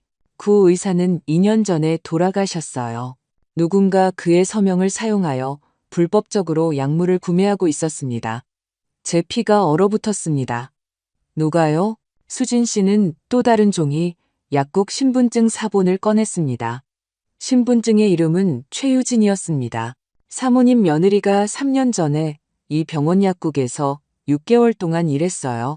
제가 물어보기 전까지는 아무도 그녀의 이름을 기억하지 못했지만 그녀는 의사들의 도장, 처방전, 모든 것에 접근할 수 있었어요. 저는 그 종이를 들고 손을 떨었습니다. 이것은 그녀가 이 일을 몇 년 동안 계획해 왔다는 것을 의미했습니다. 아니면 더 나쁘게도 그녀가 이미 전에 이 일을 했다는 것을 의미했습니다. 저는 의자에 기대 앉았습니다. 머리가 빙글빙글 돌았습니다. 전에 누구에게? 수진 씨는 끔찍한 것을 말할 준비를 하는 것처럼 깊은 숨을 쉬었습니다. 제가 며느님 가족을 조사했어요.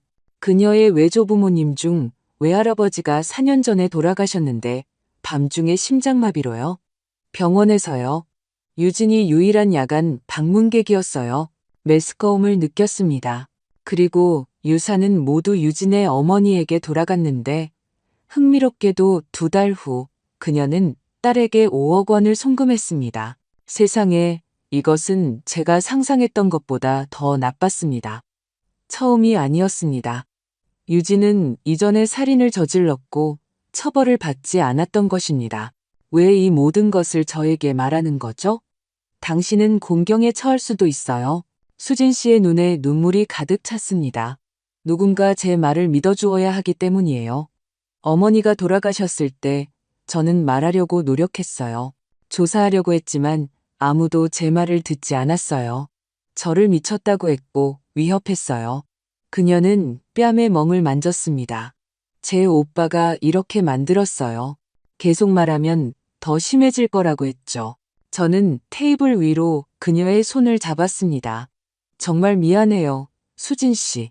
아무도 그런 일을 겪어서는 안 돼요. 하지만 사모님은 저를 믿어주셨고 무언가를 할 힘이 있으세요. 제발 그들이 그냥 넘어가지 못하게 해주세요. 다시는요. 저는 가방에 서류를 넣었습니다. 이걸 제가 가져도 될까요? 복사해뒀어요. 이건 사모님 것입니다. 유진을 기억하는 약국 직원 2명의 연락처도 포함했어요. 그들을 보호해준다면 증언할 용의가 있습니다. 강 형사가 그들에게 연락할 거예요. 약속할게요. 수진 씨는 가려고 일어섰습니다. 저도 일어나 그녀를 안아주었습니다. 그녀는 마치 구명줄처럼 저에게 매달렸습니다. 고마워요. 제가 속삭였습니다. 당신은 당신이 생각하는 것보다 훨씬 용감해요. 저는 용감하지 않아요. 저는 늘 두려워요. 하지만 두려움이 항상 이길 수는 없어요. 때로는 모든 것을 희생하더라도 옳은 일을 해야 해요. 그녀는 뒷문으로 나갔습니다. 저는 그녀가 밤속으로 사라지는 것을 보았고 그녀가 안전하기를 기도했습니다. 몇 달 후 수진 씨가 다른 병원에 재고용되었다는 소식을 들었습니다. 그녀가 저에게 전화를 걸어 그 이야기를 했을 때 그녀는 웃으며 말했습니다. 때로는 진실을 말하는 것이 보상을 받기도 해요. 저는 봉투를 가슴에 꽉 안고 307호실로 돌아왔습니다. 이 증거는 모든 것을 바꿨습니다. 더 이상 태수 씨에게 일어난 시도에 그치지 않았습니다. 그것은 패턴이었습니다. 그것은 계획적인 살인이었습니다. 유진이 다시는 아무에게도 해를 끼치지 못하도록 할 증거였습니다. 강 형사에게 전화했습니다. 그는 2번째 신호를 받았습니다. 김 사모님, 지금 밤 11시입니다. 내일 아침 일찍 뵙고 싶습니다. 새로운 증거가 있습니다. 유진이 이미 이 일을 전에 했고 저는 그것을 증명할 수 있습니다. 침묵. 그리고 나서 7시 정각에 병원에서 뵙겠습니다. 그날 밤 저는 조금 더 잘 잤습니다. 며칠 만에 처음으로 제가 완전히 혼자가 아니라는 느낌을 받았습니다. 그것이 그들에게 희생을 요구하더라도 기꺼이 도울 좋은 사람들이 있다는 것을 말입니다.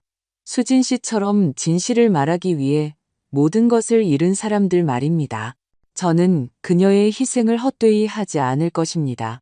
왜냐하면 정의는 항상 당신이 기대하는 곳에서 오는 것이 아니기 때문입니다. 때로는 가장 부서진 곳에서 싸움의 의미를 누구보다 잘 아는 가장 상처 입은 사람들로부터 오기도 합니다. 강 형사는 정시에 도착했습니다. 저는 병원 대기실에서 커피 2잔과 수진 씨가 준 서류 봉투를 들고 그를 맞이했습니다. 그는 침묵 속에서 각 문서를 검토했습니다. 그의 표정은 페이지를 넘길수록 어두워졌습니다. 그가 끝냈을 때 그는 안경을 벗고 눈을 비볐습니다. 이것은 순금입니다. 김 사모님.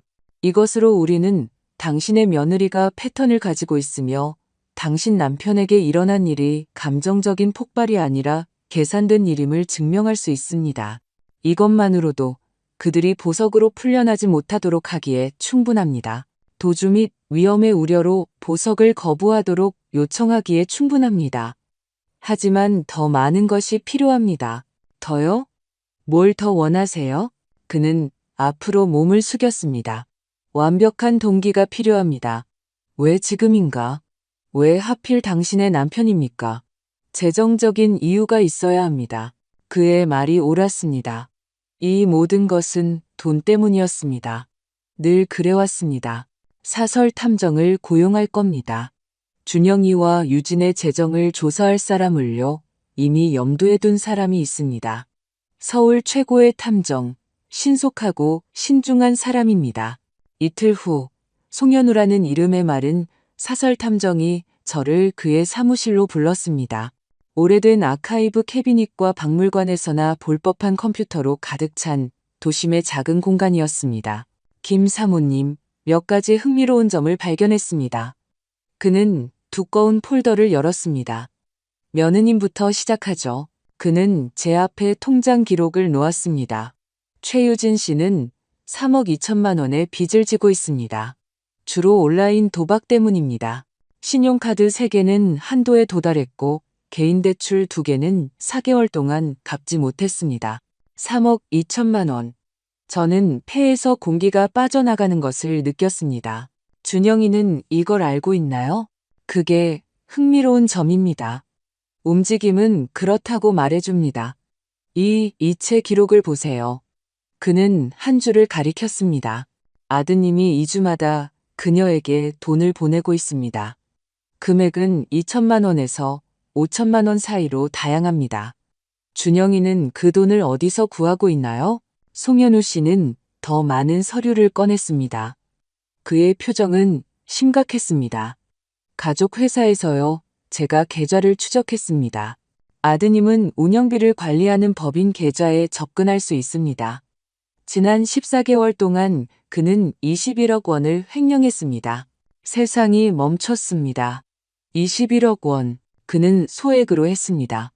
여기서 1천만 원, 저기서 2천만 원. 존재하지 않는 서비스에 대한 가짜 공급업체 인보이스를 만들었습니다. 일상적인 감사에서 경보를 울리지 않을 만큼 낮은 금액으로요. 눈물이 떨어지기 시작했습니다. 멈출 수가 없었습니다. 제 아들, 우리가 경영을 맡긴 아들, 가족의 유산을 돌보겠다고 약속했던 아들이 1년 넘게 우리를 속이고 있었던 것입니다. 태수 씨는 알고 있었군요. 송현우 씨는 천천히 고개를 끄덕였습니다. 남편분은 2달 전에 자신의 감사팀을 고용했습니다. 그들이 부정행위를 발견했습니다. 제가 통신 기록을 가지고 있습니다. 그는 더 많은 서류를 꺼냈습니다. 남편분은 공식적인 고발을 하려 했습니다. 뇌졸중이 오기 전날 변호사와 서류에 서명하기로 약속되어 있었습니다. 모든 것이 맞아떨어졌습니다. 태수 씨는 횡령을 발견했습니다. 그는 준영이를 고발하려 했습니다. 그리고 그 결정의 스트레스, 자신의 아들을 고발해야 한다는 스트레스가 뇌졸중을 일으킨 것입니다. 왜 저에게 말하지 않았을까요? 남편분의 변호사 메모에 따르면 사모님을 보호하고 싶어 하셨다고 합니다. 법적으로 해결하고 돈을 회수한 후에야 말씀드리려 하셨습니다. 전형적인 태수 씨였습니다. 항상 어려운 문제를 혼자 짊어지려 했습니다. 다른 것은 없습니까? 남편분이 2년 전에 수정했던 유언장을 찾았습니다. 그가 바꾼 것이요. 숨을 들이켰습니다. 뭐라고 되어 있나요? 준영이를 완전히 상속에서 제외시켰습니다. 모든 것은 사모님, 민지, 그리고 성훈이에게 나누어집니다. 준영이는 자신의 아이들을 위한 2억 원의 신탁만 받습니다. 그 이상은 없습니다. 500억 원의 재산 중 2억 원. 준영이가 알았군요. 저는 중얼거렸습니다. 어떻게든 발견한 거예요. 아마도요. 그리고 여기에 그의 동기가 있습니다. 남편분이 돌아가시면 그들은 협박이나 정신착란 상태에서 작성되었다고 주장하며 유언장의 유효성에 이의를 제기할 수 있었습니다. 사모님이 상실감에 압도되어 취약해졌다면 합의를 이끌어낼 수 있었겠죠.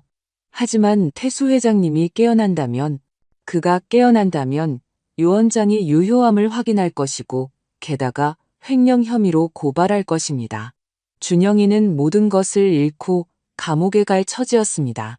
그래서 그들이 그가 깨어나지 않기를 바랐던 것입니다. 그래서 유진이 매일 밤 주사기를 들고 들어왔던 것입니다. 그래서 지속적인 독극물이 필요했던 것입니다. 저는 차가운 확신을 가슴에 품고 그 사무실을 나왔습니다. 더 이상 의심의 여지가 없었습니다.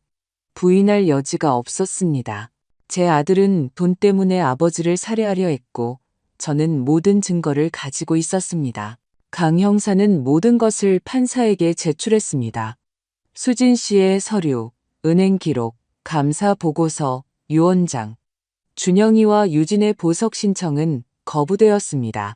그들은 재판까지 구금되어 있게 될 것입니다. 하지만 싸워야 할 또 다른 전투가 있었습니다. 정 변호사가 저를 그의 사무실로 불렀습니다. 선영 씨, 회사에 대해 이야기해야 합니다. 준영이가 구금되고 태수 회장님이 무능력해진 상황에서 누군가 통제권을 잡아야 합니다. 제가요? 사모님은 공동 소유주이십니다. 모든 권리가 있습니다. 하지만 우리는 신속하게 행동해야 합니다. 공급업체들은 불안해하고 직원들은 두려워하고 있습니다. 우리가 안정성을 보여주지 않으면 사업이 무너질 수 있습니다. 그날 오후 저는 몇 년 만에 처음으로 본사에 들어섰습니다. 태수 씨가 항상 이곳을 관리했습니다. 저는 디자인과 창의적인 일을 맡았지만 이제 저는 수십 년 동안 우리와 함께 일해온 20명의 관리자들을 모았습니다. 그들의 얼굴에는 걱정, 일자리를 잃을까봐 하는 두려움이 보였습니다. 힘든 나날이었음을 알고 있습니다. 제가 시작했습니다. 소문이 돌았다는 것도 알고 있습니다. 그래서 솔직하게 말하겠습니다. 저는 그들에게 모든 것을 말했습니다. 준영이가 저지른 횡령, 빼돌린 돈, 그가 만든 가짜 인보이스까지 우리는 모든 돈을 회수할 것이고 모든 것을 감사할 것이며 우리는 이 상황에서 더 강해져서 나올 것입니다. 30년 동안 우리와 함께 일했던 김철민 부장이라는 한 관리자가 손을 들었습니다. 김 사모님, 여기 있는 저희 모두가 사모님을 지지합니다. 저희에게 필요한 것을 말씀해 주세요. 목이 메었습니다. 저를 믿어주세요. 태수 씨를 믿었던 것처럼 꿈을 가진 두 젊은이였을 때 우리를 믿었던 것처럼요. 그날 밤 저는 지쳐서도 희망과 비슷한 감정을 느끼며 병원으로 돌아왔습니다. 저는 통제권을 잡았고 유산을 보호했습니다. 저는 태수 씨 옆에 앉아 그의 손을 잡았습니다. 제가 하고 있어요, 여보. 당신을 위해 우리가 함께 만든 것을 위해 싸우고 있어요.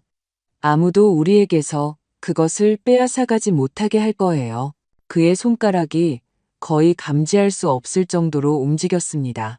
태수 씨. 저는 몸을 숙여 속삭였습니다. 제 말이 들려요? 더 이상은 없었습니다. 하지만 그것으로 충분했습니다. 그것은 제 남편이 그 안에서 계속 싸우고 있다는 신호였고 저도 계속 싸울 것이었습니다. 때로는 복수가 소리치는 것이 아니라 조용히 일하고 모든 조각을 모으고 상대방이 이미 졌다는 것을 깨닫기 전에 게임에서 이기는 것이기 때문입니다. 6일이 더 지났습니다. 6일 동안 회사의 재정을 정리했습니다. 변호사들과의 전화통화, 감사팀과의 회의, 끝없는 서류 작업. 6일 동안 태수 씨는 침대에 누워 움직이지 않았지만 저는 작은 징후들을 보는 법을 배웠습니다. 제가 말을 할 때 그의 눈꺼풀이 가끔 떨렸습니다. 제가 그의 손을 잡을 때 그의 손가락이 움츠러들었습니다. 그는 거기에서 돌아오기 위해 싸우고 있었습니다. 이 원장은 매일 아침 그의 활력 징후를 확인했습니다. 그의 뇌가 더 잘 반응하고 있습니다. 벤조디아제핀이 그의 시스템에서 빠져나가고 있어요. 시간 문제입니다. 시간. 항상 시간이었습니다. 15일째 되는 날 아침 무언가 달라졌습니다. 오전 6시 30분이었습니다.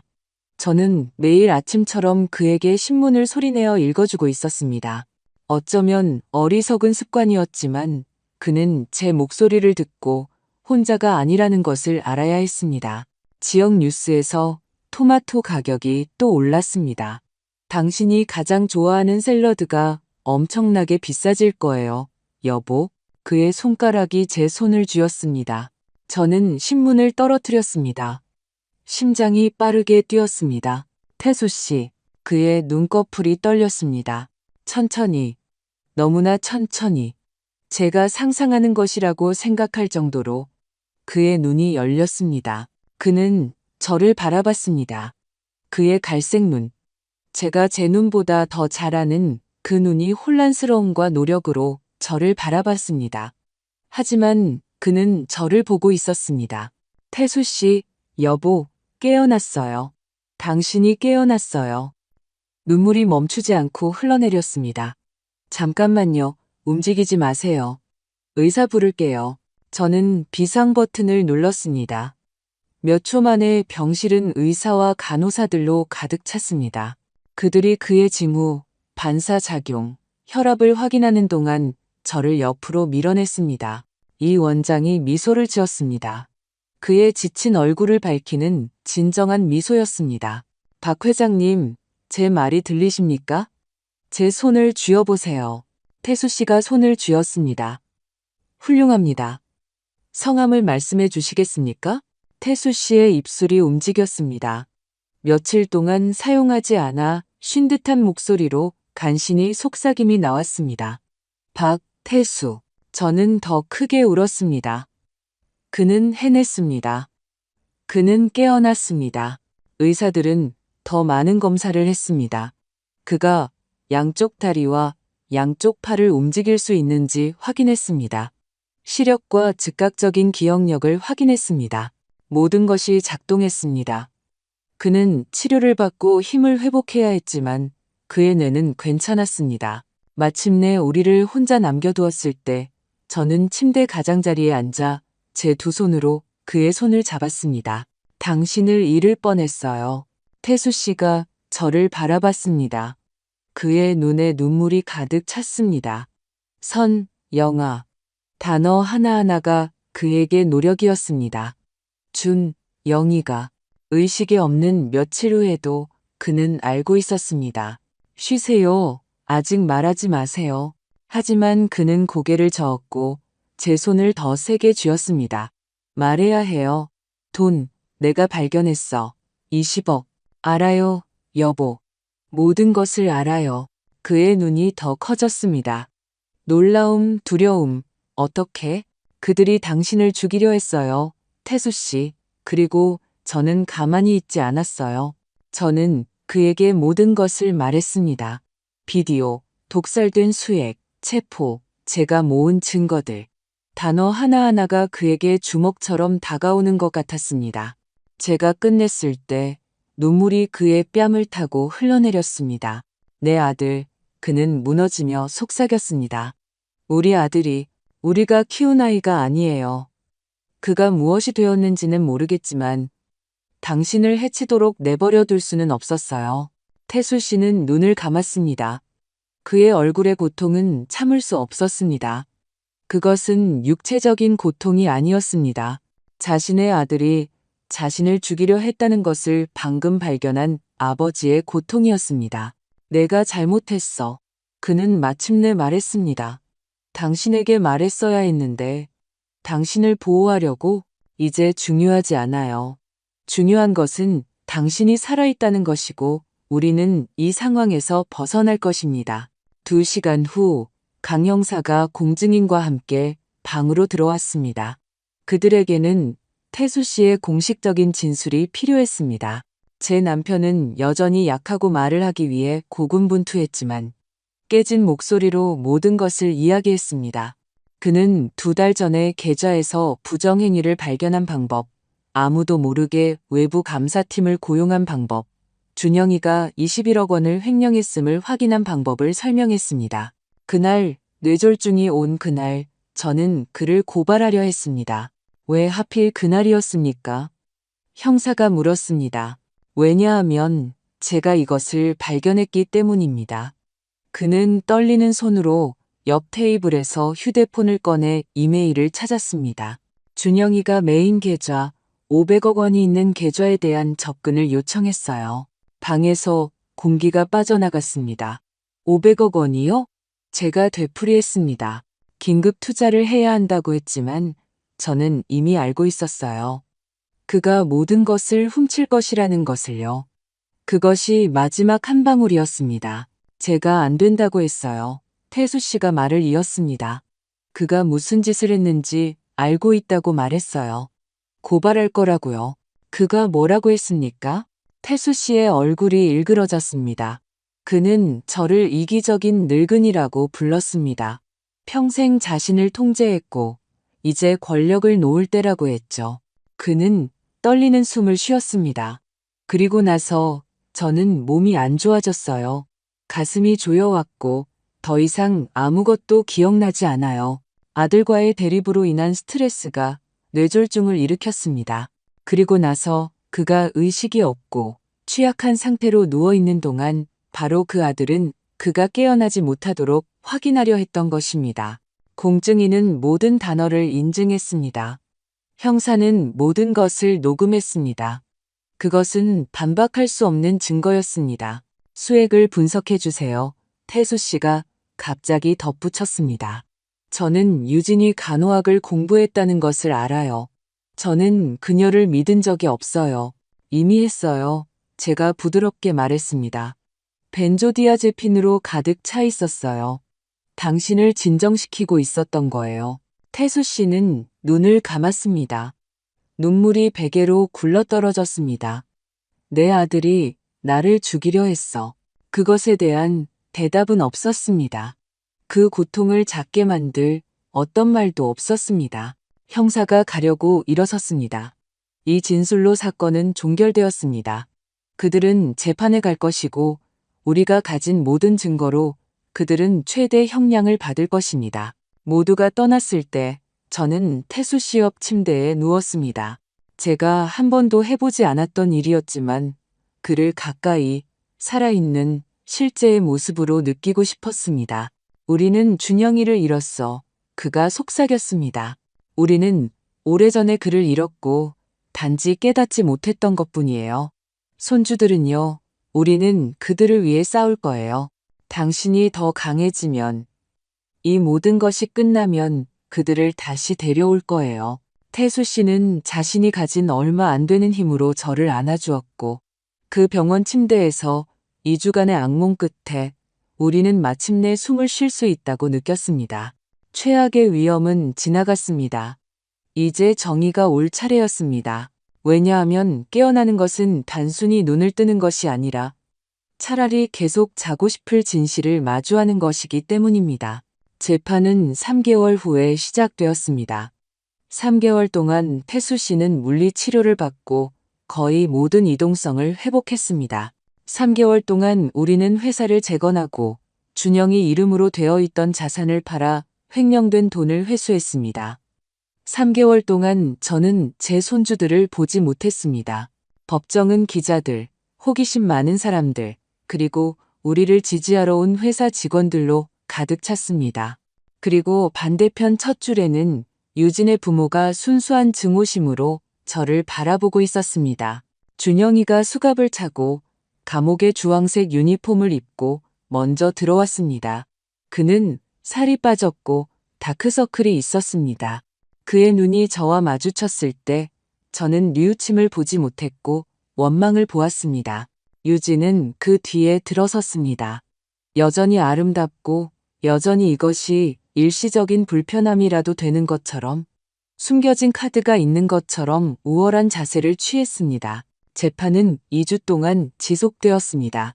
검찰은 비디오를 하나씩 제출했습니다. 법정 전체가 그들이 밤의 방에 들어가는 것을 보았습니다. 유진이 주사기를 들고 있는 것을 보았습니다. 준영이가 망을 보는 것을 보았습니다. 수액 분석 결과가 제출되었습니다. 벤조디아제핀 축적된 치사량, 수진 씨의 증언이 제출되었습니다. 그녀는 떨리는 목소리로 증언대에 섰지만 모든 것을 단호하게 말했습니다. 유진이 수액을 바꾸는 것을 본 방법, 발언 때문에 해고된 방법까지, 약국 기록, 위조된 처방전, 수년간의 구매 패턴이 제출되었습니다. 심지어 유진의 친척이 비슷한 상황에서 사망한 이전 사건도 보여주었습니다. 패턴은 부인할 수 없었습니다. 그리고 전체 감사 보고서가 제출되었습니다.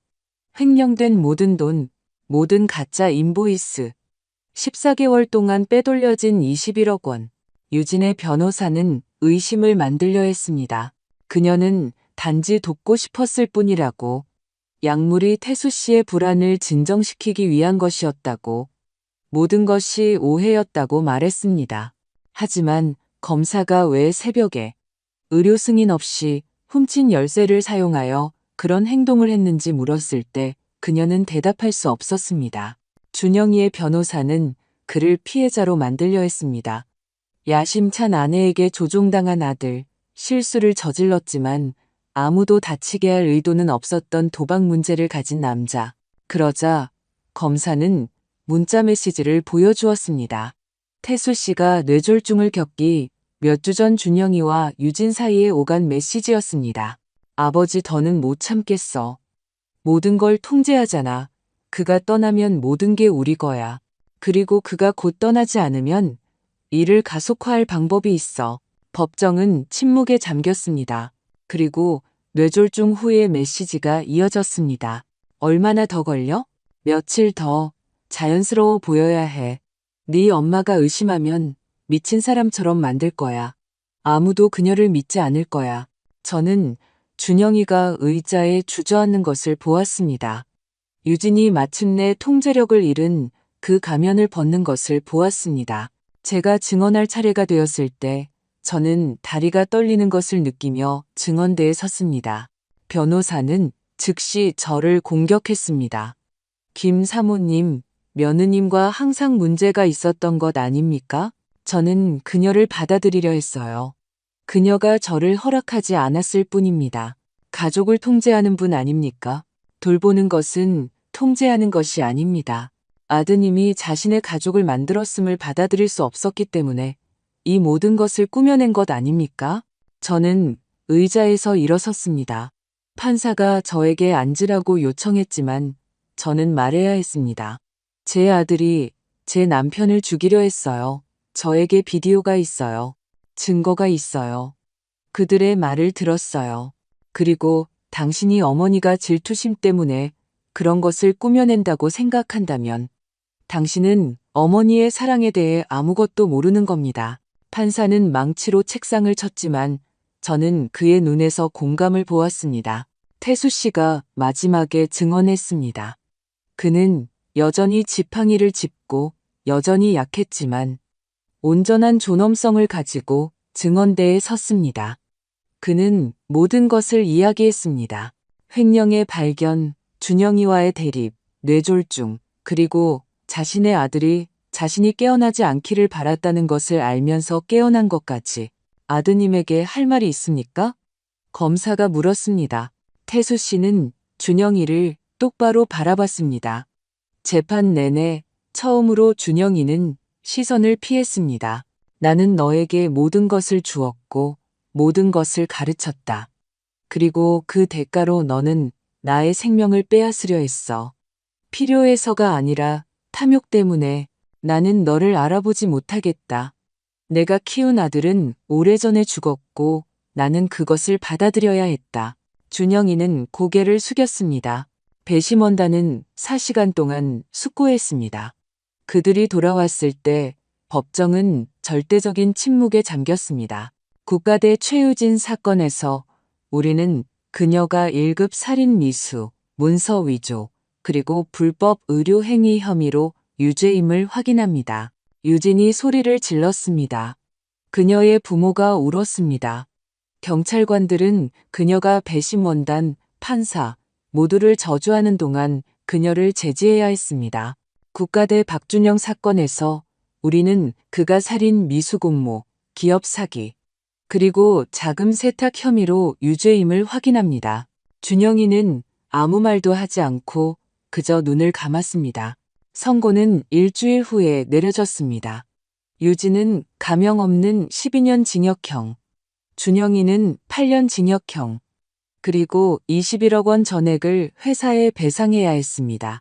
법원은 6개월 안에 돈이 회사에 즉시 반환되도록 명령했습니다. 모든 돈이 회수되었습니다. 저희는 태수 씨와 손을 잡고 법원을 나섰습니다. 마치 젊었을 때 세상 전체가 우리에게 반대했지만 서로를 의지했던 것처럼 말입니다. 정 변호사가 우리를 출구까지 안내했습니다. 그는 진실만을 받아들이지 않는 법의 군인처럼 처음부터 끝까지 사건을 이끌었습니다. 기자들이 우리를 둘러쌌습니다. 플래시, 소리치는 질문, 얼굴에 들이대는 마이크. 기분이 어떻습니까, 김 사모님? 저는 승리감을 느끼지 못했습니다. 공허함을 느꼈습니다. 저는 사건에서는 이겼지만 제 아들을 잃었습니다. 정의가 이루어진 것에 감사하고 저는 말했습니다. 있을 수 있었지만 결코 없을 것에 대해 슬픕니다. 3주 후 우리는 민준과 서윤의 양육권을 얻었습니다. 유진의 부모는 싸웠습니다. 그들은 우리가 너무 늙었고 아이들에게 젊음이 필요하다고 말했습니다. 하지만 판사는 은행 계좌를 보았습니다. 최 씨 부부가 대출금으로 살고 있다는 것을 보았습니다. 우리가 아이들이 태어날 때부터 주된 양육자였음을 보았습니다. 양육권은 친할아버지, 할머니에게 부여되었습니다. 우리가 그들을 집으로 데려온 날 오후, 민준이 물었습니다. 할머니, 아빠랑 엄마는 언제 돌아와요? 태수 씨가 그의 앞에 무릎을 꿇고 손을 잡았습니다. 아빠랑 엄마는 오랫동안 밖에 있어야 해, 챔피언. 나쁜 일을 했거든. 하지만 우리는 너희를 돌볼 것이고 절대 너희를 버리지 않을 거야. 서윤이 제 다리를 껴안았습니다. 영원히 있을 수 있어요? 영원히, 아가야. 민지와 성우는 몇 달이 걸려서야 다시 저에게 전화했습니다. 시간과 공개된 증거는 그들에게 진실을 보여주었지만 가족의 상처는 선고로 치유되지 않습니다. 그날 밤 아이들이 잠들었을 때 태수 씨와 저는 테라스에 앉았습니다. 우리가 생일을 축하하고 미래를 계획했던 바로 그곳이었습니다. 우리는 아들 하나를 잃었어. 그가 말했습니다. 하지만 우리는 두 손주를 구했고 서로를 구했어. 그가 제 손을 잡았습니다. 43년을 함께 했는데도 당신은 여전히 나를 놀라게 하는군요.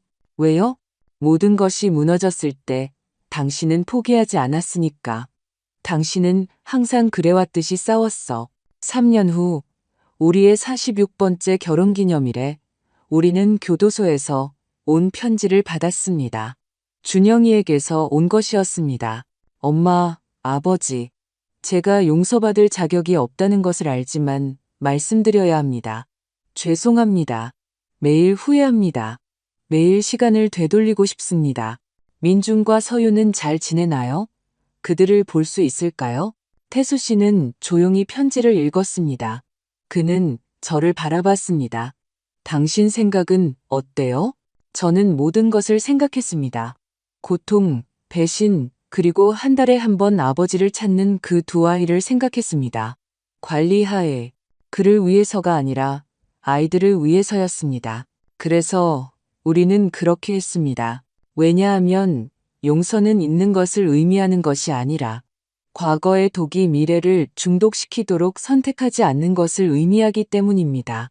저는 진정한 가족은 단순히 핏줄이 아니라 충성심이라는 것을 배웠습니다. 모든 것이 무너질 때 그 자리에 있는 것입니다. 그것은 자신의 직업을 위험에 빠뜨린 이수진 씨였습니다. 지칠 줄 모르고 싸운 정 변호사였습니다. 깨어나기로 선택한 박태수 씨였습니다. 그리고 때로는 한 생명을 구하는 것이 가족을 부수고 정직하게 재건하는 것을 의미한다는 것을 배웠습니다. 이 이야기가 당신의 마음에 무언가를 건드렸다면 당신이 어디서 이 이야기를 보고 있는지 댓글로 알려주세요. 제가 옳은 일을 했다고 생각하신다면 좋아요를 누르고 구독해주세요. 여기서 우리는 침묵하기를 거부한 여성들의 이야기를 계속 공유할 것입니다. 진정한 힘은 넘어지지 않는 것에 있는 것이 아니라 모든 것과 모든 사람들이 당신에게 바닥에 머물라고 말할 때마다 일어서는 것에 있기 때문입니다. 저는 어떤 상처는 아물지 않지만 시간이 지나면 피 흘리기를 멈춘다는 것을 배웠습니다. 하지만 사랑과 진실이 있는 한 고통 후에도 항상 삶은 있습니다.